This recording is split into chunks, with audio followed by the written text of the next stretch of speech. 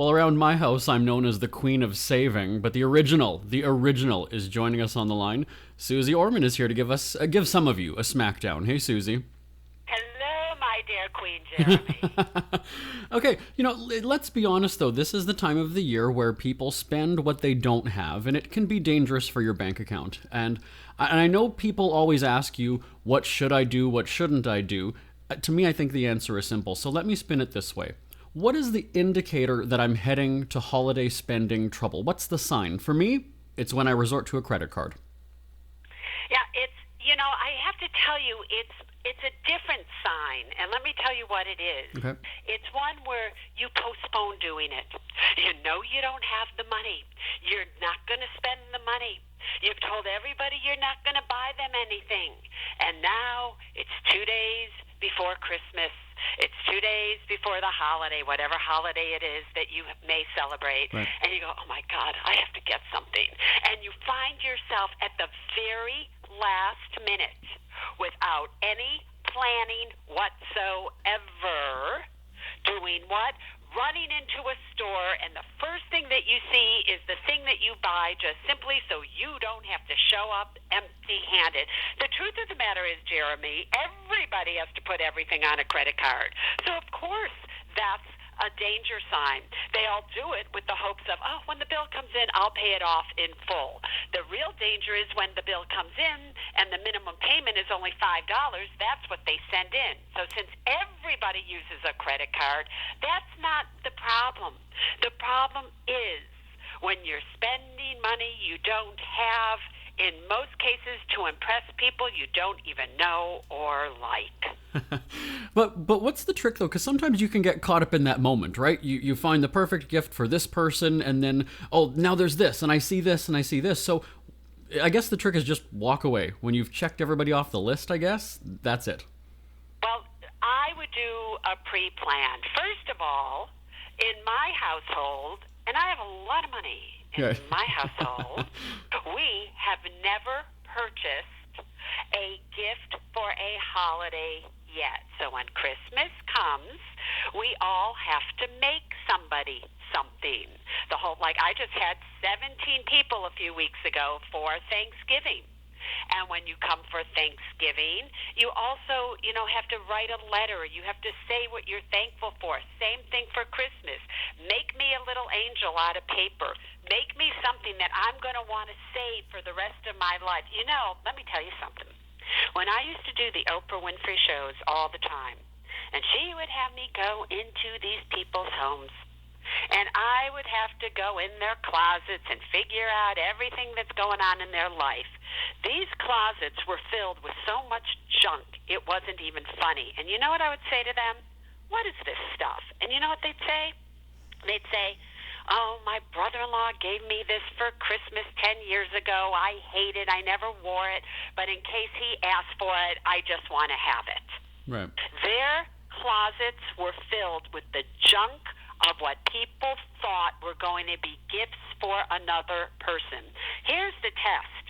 Ask yourself, what were you given 1 year ago for Christmas by X, Y, and Z? And chances are you won't even remember, but yet that person is still paying for it on their credit cards. Are you kidding me? Just stop giving gifts, people. Just stop it. You don't have the money. It makes absolutely no sense.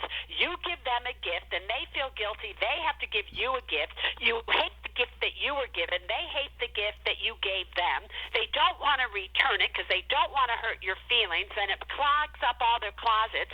Then they can't see the things that they need. Then they go out and buy what they need again, even though they had what they needed, because your gift is blocking what they needed. Stop it. Just stop it right here and stop it right now. Yeah, and I think, it's true that as we get older and, we start to value our relationships with friends and family a little bit more, and I wrote a plug for my best-selling Cheapskate book, The Official Guide to Being a Winnipeg Cheapskate. But at the holidays, with my brothers and I, we don't buy each other stuff, just like you're saying. We don't, they have everything, right? They've already got a wife and kids who already have gifts as well. So my brothers and I, we do a night. We play old school video games. And so, we might order a couple pizzas or whatever, but we're certainly not spending $50, $75 on each other when we don't need to. We're enjoying the time together. Yeah, and the main main thing is, everybody, if you're buying a gift for somebody and you're putting it on your credit card, and the credit card's from a department store, and all you can pay is the minimum payment due, and you're paying 24% interest on it, it's going to take you 10 years, 3 years, 5 years. You're going to pay triple whatever that thing costs. If you're spending $50 to buy it today, by the time you have paid the minimum payment due and it's paid off, you spent $150 on something that somebody doesn't even want. Right. And, you know, with my nieces and nephews, I guess I'm kind of the bad uncle or the boring uncle. I'm a creative person, so I have no problem going to the dollar store and getting you a package of markers or paints and construction paper and spend, hey, if you tell somebody you spent $5 on a Christmas gift, you're cheap, right? You didn't know, but hey, I'm encouraging your creativity. I want you to exercise your mind. So you know what? I'll do a $5 gift for a niece or nephew. That's okay, right? The other thing you can do is go into your closets, your garages, your cupboards, and take out every single thing that you haven't worn, played with, used in the past 6 months or 1 year. Mm-hmm. And all of you should bring all of that stuff to a party and put everything in the middle. And this is money that you've already spent. So let's make good money out of bad financial decisions. And then everybody gets to choose something from this pile that you want and maybe you need. And maybe somebody else didn't want it, but now everybody's having fun, and whatever left all goes to a charity. Yeah. Just that simple. Mm-hmm. And you have a book called Women and Money, so now we'll plug your book. But let's tie this into the holidays. And I realize that men can overspend just like a woman can. But do you find women are more prone to doing this at the holidays because they're, you know, maternal and want to make people happy? And I'm not asking this in a sexist way. I just want to know what your observation is. No, it's single mothers will do it more than anybody. And because they feel really guilty that their kids don't have another parent sometimes, or, you know, they just got to make up the lack to their kids. Mm-hmm. But here's what's interesting is that times have changed, you know, Jeremy, where women now are usually, in many households, the primary breadwinner. And men are starting to spend money they don't have on boy toys, more electronics, more shoes, more shirts, whatever it may be, so that they can look cool. And especially if they're stay-at-home dads, oh my God. They're treating their boyfriends more when they go out. They're spending more money than they ever spent before. And they're starting to exhibit financial behaviors that women used to exhibit years ago when they were stay-at-home moms and they didn't work. So, and they weren't the main wage earner. And so the whole paradigm shifts are really changing. They're shifting. And so it's fascinating. So no, women, you know, especially if they don't have money, and I do a lot of work now with women who have survived abusive relationships, and financial abuse is really my main topic that I'm dealing with at this point in time. And it's those women now that are starting with a little guidance to understand, oh, it's okay if we don't spend money that we don't have. I'll just tell my kids about it. And they're starting to step up. It's very fascinating. The whole thing's fascinating, if you ask me. Well, I was going to ask... But I have to just tell you one more thing about my book, Women and Money. Okay. Right. If you have debt out there, don't go buying my book. I want to contribute to your debt. Absolutely. Are you kidding me? Get yourself to a library or borrow it from somebody. There's millions of copies of them out there. But don't go buying a book of mine if you've got debt. You got that, everybody? There you go. Actually, no, you put it on your Christmas list and you have somebody else buy it for you. There you go, Susie. Chances are they have debt too, though. That's true. But let me ask you, though, because, you know, you've written so many books, you know, a lot of times on the same, it's about finances. How do you not run out of steam, I was going to ask. But I guess because, you know, society is changing all the time, you're constantly having new stuff to write about. Well, you know, I haven't really actually written a new book now since 2011, I think, when it was the Money Class. Women and Money is just a reprint of an updated book that came out in 2007 that was a #1 New York Times bestseller and sold millions of copies back then. And the only reason I updated it is because women's roles are changing, and the whole Me Too movement and why women said yes when they should have said no was because they needed the job, they needed the promotion, they needed the money to support their family. So I thought it was the perfect time to bring it out again. But I'm one of these people that's starting to believe that podcasts now, and and I have a Women in Money podcast that's out, and we're starting the 2nd season in January, and things that I'm doing with financial abuse is that I'm not sure that you're going to see another book from me. I've written, 9 #1 New York Times bestsellers. There's 10 books that I've written. I'm not sure that the world needs another book from Suze Orman, to tell you the truth. As long as we get you in some fashion, we're okay. In some fashion, the podcast will suffice for now. But trust me, you'll start seeing me make my mark with women who have been financially abused. Do you know that 1 out of 4 women have been abused? 1 out of 8 women get breast cancer, just to give you an idea of the stats of the financial abuse that's going on. It's a serious, serious topic, and it's one that most people don't even know they're being abused because nobody's ever talked about it. Yeah, and again, sort of even like debt, it's one of those things where you just sort of brush it under the rug, you don't want to call attention to it, and you keep it to yourself. Or you don't even recognize it because it doesn't have a black and blue mark. True. And most people think abuse only shows up when it's a physical abuse and you can see it, or verbal, right, or psychological or mental. Very few people, I was talking to some producers on the Today Show, and they go, well, what is financial abuse? What is that, Suze Orman? I'm like going, really, everybody? Really? We're out of time, but I want to keep going if you have a few more minutes here. I want to ask you about credit cards. We sort of touched on that already. When is it okay to use them? So, like I said, it's a no for Christmas shopping, but as an example, if I have to replace, the roof of my house, and that's a couple $1,000s, like, is that an okay use of a credit card? Because I can't really afford it, but I need it. Yeah, if you're living below your means but within your needs, if you really are just purchasing needs versus wants, if you really are getting as much pleasure out of saving as you do spending, and you're doing everything you can possibly do, and then something happens, the radiator in your car or whatever it is, your brakes go, you need a new roof, your refrigerator goes, then you have to go to the place that it makes sense, especially if you have absolutely no savings whatsoever, which is what most people, the situation they're in. Then you use a credit card. Now, what credit card is the question? You have to keep your FICO score, your credit score, good.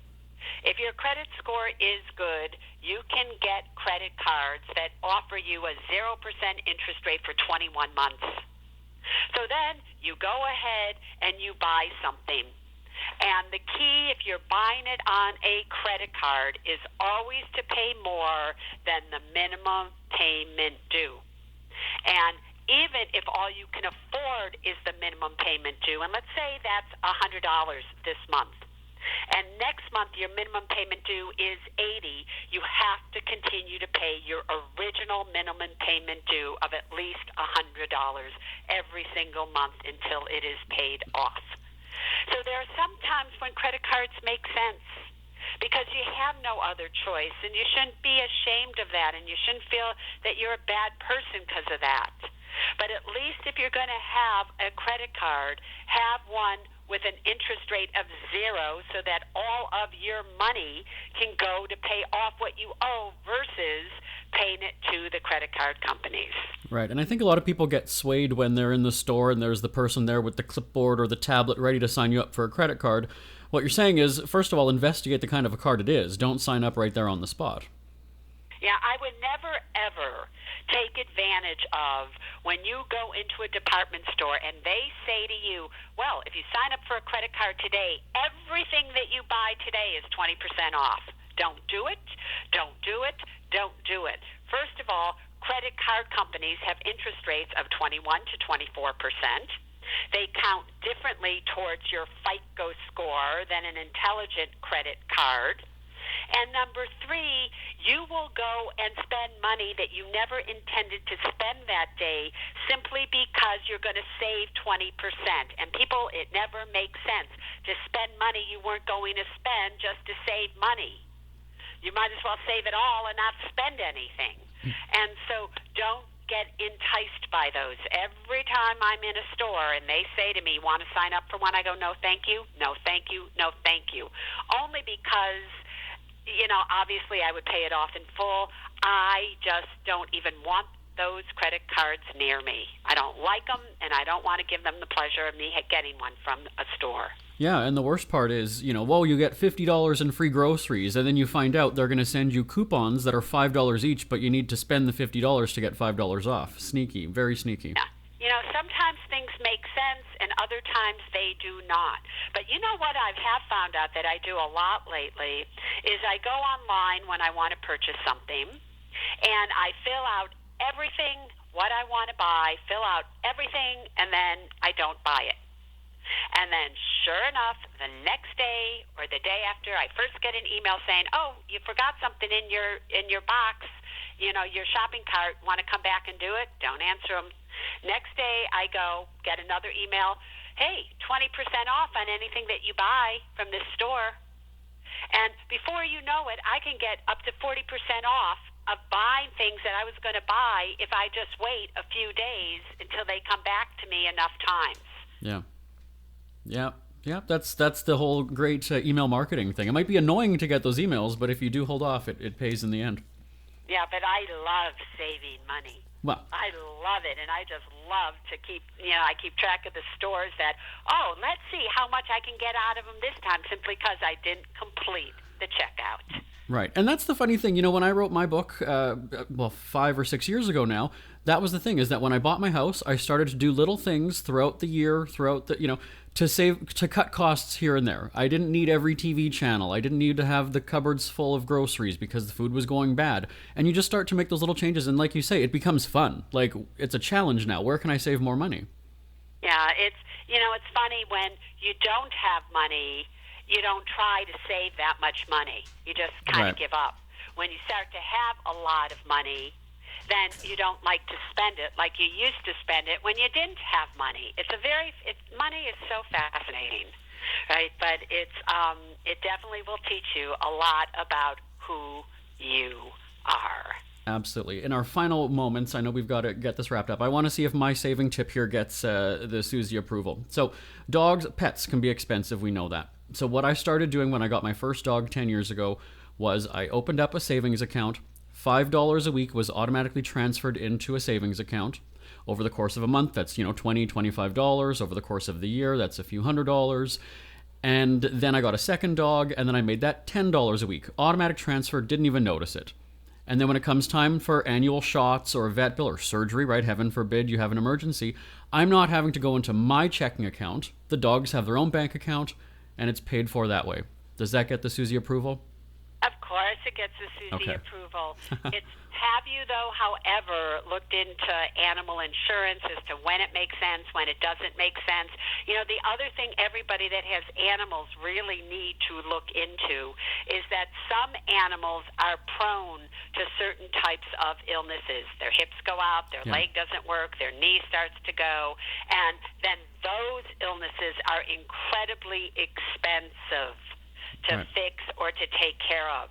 So I just think it's really important when having an animal, besides doing your savings tip, is to really figure out when does it make sense to have animal insurance, health insurance, and when does it not. Just something to think about. Absolutely. And so there's a lot of great information in all of your books and podcasts. So let's give a plug, to your website and where people can get more information. Hey, everybody, here's what I just want you to know. In January, we start the second season of the Women in Money podcast. You can now go on to any podcast and find Women in Money, the first season, and just just listen. And I know that it's called Women and Money, but it's for women and money and the men smart enough who want to listen as well. Men, you're always welcome wherever I happen to be. Well, Suze Orman, thanks for joining us, and happy holidays to you. Appreciate your time. Same to you, Jeremy. All right. Take care. Thanks.